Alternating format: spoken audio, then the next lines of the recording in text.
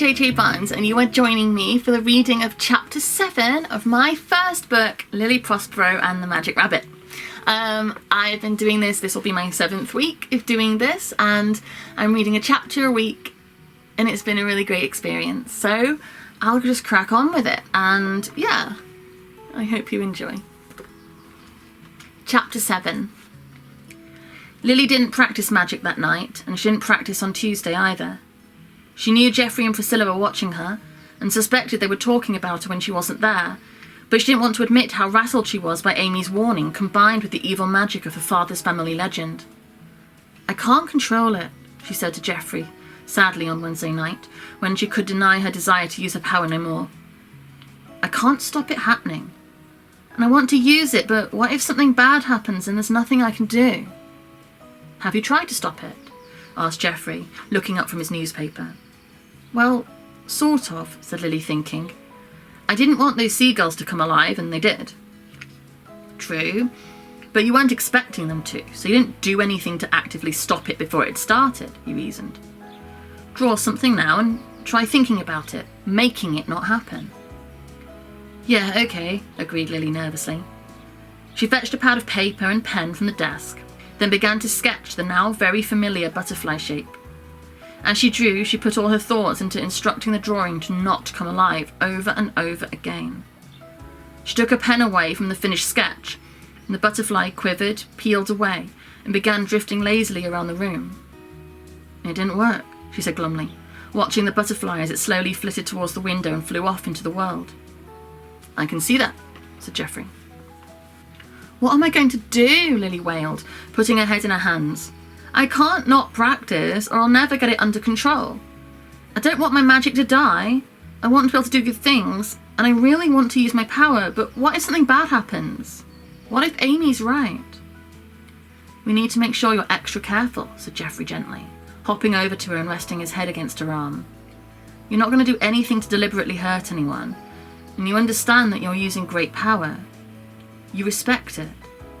So just work on it slowly and carefully, until you have complete control. I believe you can do it. You just have to be patient." "Thanks, Geoffrey," whispered Lilly, and stroked his soft warm fur for comfort. "Okay, I'll try, but stay with me. Always," Geoffrey assured her. Lilly sat and drew butterfly after butterfly whilst they tried to work out how to stop it happening, but one by one they peeled away and flew off, and Lilly got more and more frustrated. "Okay," he said firmly, after Lilly gave a particularly hopeless wail of despair at another failed attempt. "We'll try again tomorrow night. Don't worry. You won't have to do anything else with your power until you've got this. It'll be fine." He gently nudged her arm with his nose. "Cheer up. I'm here for you." "At least this run of the art contest is abstract," said Lilly with a sad smile. "Nothing could come alive from that." Fetching her paints and a canvas, she set up her easel and started painting shapes and swirls, a sad feeling emanating from her work as blues and greys took form. Geoffrey jumped onto the desk chair and watched her working. "I just wish I knew what I was doing," she said to the rabbit as she painted, her mind free to explore everything while her hands were occupied doing something she found so relaxing. "I hate feeling out of control, you know. I wish my mom could help me. I wish I knew where it all came from. Alex expects so much of me. He's so certain that I'm going to be able to do so much good to help everyone, and I'm so scared I'll let him down. And then Amy and Ashia think I'm going to hurt people. And what if they're right?" "It's a lot of pressure," Geoffrey agreed quietly. "And Saffron. She thinks we have no secrets," Lilly went on. "She thinks that we're best friends, but I'm hiding all this from her. I hate lying to her, I hate not telling her. I mean, I know I can't, but I really want to." "I understand, but you're right, you can't tell her," said Geoffrey. "It's not fair to her. She will never have access to the parts of the world you have. She'll never be able to be part of that community. Keeping away from it keeps her safe. However much you trust her, you know how some magical people see mortals. She wouldn't be accepted, and she'd feel isolated and alone, cut off from something not meant for her in the first place. Not knowing stops her feeling it. It keeps her where she belongs." "I just hate feeling like I'm letting people down," said Lilly. her face starting to crumple as tears ran down her cheeks. "Hey, listen," he said, his voice firm but full of kindness. "You will never let me down. Never. I can see you. I know you. You are good and you are kind. You are gentle and loving. And you would never do anything to hurt anyone. I know that. And that is all I could ever ask of you." Putting her brush down, Lily picked up the rabbit and sat on her bed, burying her face in the soft downy fur on the back of his neck. She let her tears gently slide onto him. "Please never leave me," she begged. "Never," he promised. "Not till the day I die." "I'm getting to know her now. Really know her," said Geoffrey into the mirror over Lily's bedside table where Emma sat watching him. And I don't believe she's dangerous," he said. "The seer could be wrong." "Few have the clarity of the oracles," she accepted. "Mistakes happen. Amy studies the writings of the Oracle of Los Pacos. If we could contact her. The oracles are private people. Do you know how many approach them for help?" she said and shook her head. "No, she needs guidance from a friend, not a warning from an old woman she has no reason to respect. She doesn't know this world, remember." "I don't like hiding things from her," protested Geoffrey, feeling stress and wishing he was the one in charge. "We could easily bring her in, protect her. We could keep her away from their influence easily." 15 years ago it was different," said Emma wistfully. "It was easy then. She knew nothing of either world, but now? Now it could do more harm than good. No. Keep guiding her. Keep nudging her in the right direction. She needs to see it on her own terms. We just need to hope you're right." "I am right," said Geoffrey confidently. "She would never hurt anyone." "I do truly hope you're right." "Right, class, we have a particularly excellent lesson today," announced Mr. Hogg with excitement from the front of the room. Behind him, on his desk, were 3 large round shapes with cloths draped over them. "Following your studies on objects in motion, today you'll be painting these objects in motion." He lifted the cloth with a flourish, revealing 3 large goldfish who were swimming casually around 3 large glass fish bowls. Lily felt her stomach drop. How she was going to get away with this, she had no idea. She watched as Mr. Hogg placed the 3 bowls on the 3 large tables they were grouped around, and her mind raced. "Do they have names?" peering at the fish in front of herself and Lily. "Of course," he said, pointing them out individually. "That is Horatio, that is Socrates, and this one here is Joe." "Hello, Joe," said Saffron, looking at the fish who ignored her. "Do we actually have to draw the fish?" asked Lily nervously. "Of course you do," said Mr. Hogg in his bellowing voice. "Call it practice. If you get through to the semi-finals, you'll need to paint something much more impressive than a goldfish to win this contest." The colour drained from Lily's face. She started trying to think of ways to stop the fish coming alive, trying to ignore Saffron, who was chattering away about the abstract piece she was working on, how her mum and dad had been fighting a lot, and how excited she was for the end of term. "The fish, Lily, paint the fish," came Mr. Hogg's voice behind her, as he leaned over and saw Lily's painting of the fishbowl and the water that was of yet without contents. "Okay," she said, looking up at him anxiously. Gritting her teeth, she dipped her brush into the orange and filled her head with thoughts of fish not moving.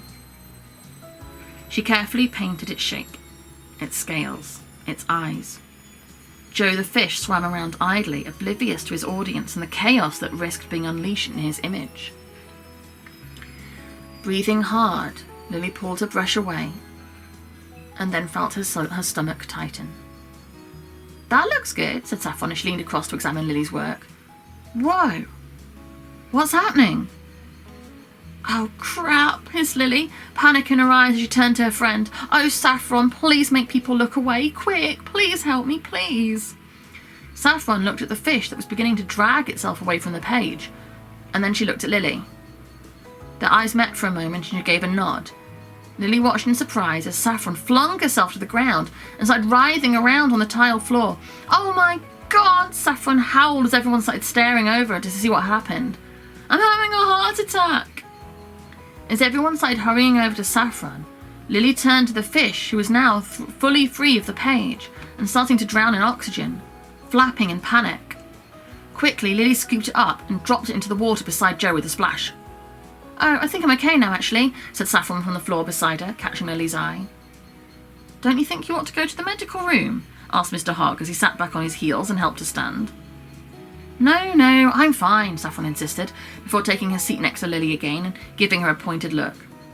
Without taking her eyes from Lily, she pointed at the fishbowl and said, "Oh, what's that?" "That's a... Wait, what the hell?" asked Mr. Hogg, looking round at the room at the other fish's bowls, but saw they were still inhabited. He turned back and stared at the 2 fish in front of Lily with a bewildered look on his face. "Where did that second one come from?" "I'll take it home if you like, my mum won't mind," said Lily, dragging her eyes from Saffron's and fixing an innocent look on her face. "I'll get a jar," cried Saffron, leaping to her feet and running over to the sink to retrieve one from the drying rack. Mr. Hogg watched in mute confusion as Lily took the jar from Saffron and scooped the new fish from the bowl. "I'll just run to the office with it," said Lily, trying to force herself to sound calm as her hand shook. "My mum will come and collect it. No problem." "Right," said Mr. Hogg, sounding overwhelmed by the sudden frenetic action around him. "Okay." "I'll go with her," said Saffron, speeding after Lily as she walked away with the fish swimming around in the jar. What?" asked Mr. Hogg, but they were already out the door. Lily hurried out of the classroom and into the courtyard. She was aware of Saffron at her side staring at her, but didn't know what to say, so decided to be silent.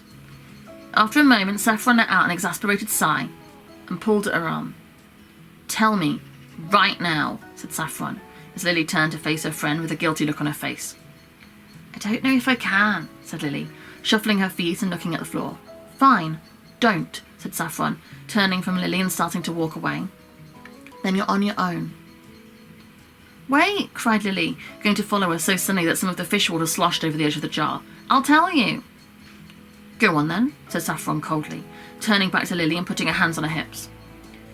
"Okay," said Lily, breathing hard, not certain this was the right thing to do, but seeing no alternative.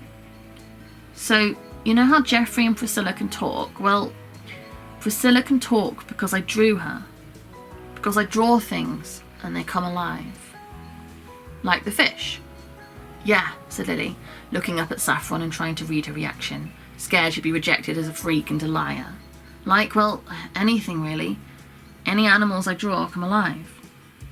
"I see," said Saffron, a frown on her face momentarily before she broke into a grin. "That is so awesome." "It is," said Lily with a sigh of relief. "But, like, I have to be careful with it. They're lives. They're not just objects, you know? And, like, some people think I'm dangerous and other people think I could do loads of good. It's all a bit confusing and new." "What do you think?" asked Saffron. "I want to do good." "Good," said Saffron. "So will your mum actually come and get this fish? Does she have magic too?" "It's a long story," said Lily, not sure how to explain it all. "My parents don't have any magic that I know of, but there's magic in their DNA, so they don't react to it like it's weird. They don't even realise it's happening. Even when it's obvious, they just seem not to see it." "That's cool," breathed Saffron with excitement. "You could get away with so much stuff." "I don't think I want to get away with any stuff," said Lily, realising the thought hadn't occurred to her and wondering if it should have. "I would," said Saffron darkly. They started walking, the fish watching them with fascination as it sloshed around in the jar in Lily's hands. When Lily knocked on the office door, the same lady as last time opened it and looked at Lily with a bemused face. "Hello," said Lily brightly, trying to act as if nothing peculiar was going on. "What now?" asked the woman, looking at the fish and raising her eyebrows. Lily hesitated. "Did your pet fish follow you to school too?" she asked in a sarcastic tone of voice. No, said Lily, attempting a natural laugh and failing. "This is just a fish Mr. Hogg sent me here with, for my mum to come and get. Again." Frowning, the woman stepped back and let Lily and Saffron in to use the phone. Lily's mum agreed immediately without any hesitation, and the office lady begrudgingly allowed Lily to leave the fish on her desk. "So, no more secrets, okay?" said Saffron as they headed back to class. "I promise," said Lily, nodding emphatically in agreement, but not sure whether it was a promise she was able to keep. "Thanks, Lil," said Saffron, smiling happily. At break time, when Saffron went to the loo and Lily was waiting for her in the corridor outside, Alex appeared at her side, making a jump. "Lunchtime. We need to talk to you," he muttered in her ear. "Today?" asked Lily quietly, keeping her eyes on the girls' toilet's door. "Meet me at the usual place," he instructed. "What about Saffron?" "Leave her," he said dismissively. "She's not involved." "But..." It's important. We need you, Lily, please, he said firmly, turning her chin so she was looking him in the eye. He breathed slowly with his voice barely above a whisper, but he was so close to her face that she heard every word. Please. She nodded silently, her heart thudding so hard in her chest that it hurt.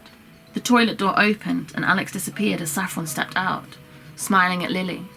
Lily felt herself stumble. Her head was still spinning from the experience with Alex, and she put her hand on the wall to regain her balance. Okay? Asked Saffron, concern on her face. Yeah, Lily lied. I'm fine. When the lunch bell rang at the end of biology, Lily gulped. She hadn't yet told Saffron that she wouldn't be spending lunchtime with her, and felt like the worst friend. She told herself firmly she didn't have a choice, and that Saffron would definitely have done the same in her position. But she still felt sick about it as Saffron chatted away, blissfully unaware.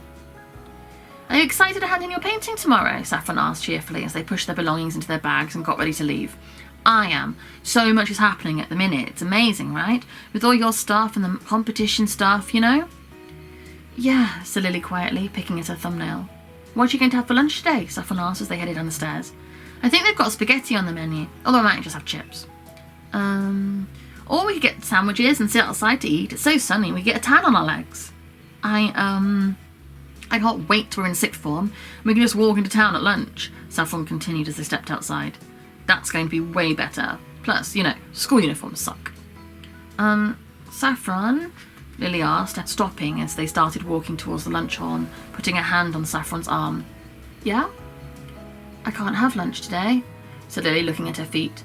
Oh, okay, no problem, said Saffron, tossing her hair over her shoulder and smiling. Is everything okay? What do you want to do instead? No, I have stuff I've got to do. That's okay, I don't mind skipping lunch. I've got a bag of Watsits in my bag if I get hungry later. It has something to do with magic. I can totally help out. The eagerness in Saffron's eyes made Lily hate herself. No, said Lily, hesitating and shuffling her feet awkwardly. It's private. Saffron's smile broke and she frowned. Secret? No, I'm not keeping a secret. It's just that... She paused and tried to think of something she could say to stop Saffron from being angry. I'm not supposed to have told you about this. Some people are really funny about it, you know? They don't trust people without magic. So I need to talk to them about you and how awesome you are and stuff. Tell them they can trust you. You understand, right? Who? Asked Saffron curiously. Anyone I know? No, nobody, Lily lied, trying to force herself to sound innocent. It's just a little group of people with magic. And they don't trust me? Saffron asked sadly. Not yet, but they will, Lily insisted. Look, I'm really sorry, I've got to go. I'll see you this afternoon, okay? Oh, yeah, said Saffron. I'll see you later. Hurrying around the back of the building, Lily saw Alex waiting like normal and hurried over, embarrassed at being late. Sorry, I had to ditch Saffron, he said. Whatever, let's go, they're waiting. He led her down the alley behind the kitchens again, and they found Una, Max, Terescus, and Sophia waiting again. Hey, said Lily, waving shyly, wondering if she would ever feel completely confident around those more capable and more powerful than herself. So, we wanted to talk to you about this party, said Alex. It's really important. It's at Arrow's End House on the river, Friday next week, and starting at 6:30. Can you remember that? Arrow's End House, 6:30 Friday, said Lily, nodding. People will be there, said Una, looking at her sternly. Important people. We're all working our asses off ready for this. Do you understand? Not really, Lily admitted, feeling confused about why people would be working hard just to go to a party. Why? Because we have a lot to prove, said Sophia. We want to impress. You think that just because you're the life giver that you get a free pass, scoffed Una. Well, you don't. We're all more experienced than you. We all have better control of our power than you, and you'll be expected to perform to the same standard.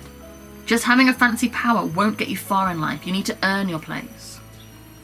Don't scare her, said Sophia quietly, putting a hand on Una's shoulder. What she means is, said Alex, glaring at Una, then turning to Lily with a reassuring look on his face. This is a chance to make a good impression on some people who really matter in our world. They're established, they're powerful, and they can make things happen for people who are worthy. Oh, I see, lied Lily. She didn't see at all, but she didn't want to look stupid and thought agreeing was probably a safer option. How's the practice going? Asked Sophia. Made anything else cool? Well, I sort of made a fish, said Lily, looking a bit embarrassed. A fish? Said Max with a snicker. Well, it was by accident, Lily admitted. I was trying not to make anything at the time. Trying not to use your power? Asked Sophia, a look of confusion on her face.